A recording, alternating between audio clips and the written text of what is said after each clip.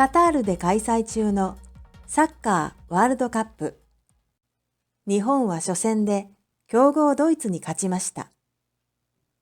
ドイツは日本サッカーがずっと目標にしてきたチームです。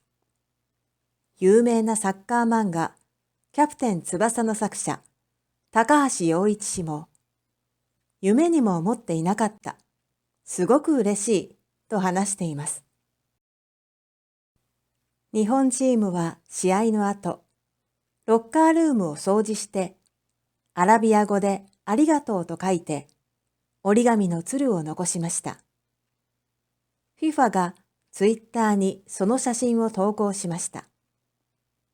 また、開幕戦のカタール対エクアドルの試合後には、日本人のサッカーファンたちがスタジアムのゴミを拾っている姿がインスタグラムに投稿されました。私たち日本人はゴミを置いていかない。その場所に敬意を払っているからだ、と彼らのうちの一人は言いました。清掃員の仕事を奪っていると怒る人もいますが、多くの人はこの行為を称賛しています。日本に来た外国のチームが日本に倣ってロッカールームを掃除して帰ったこともあるそうです。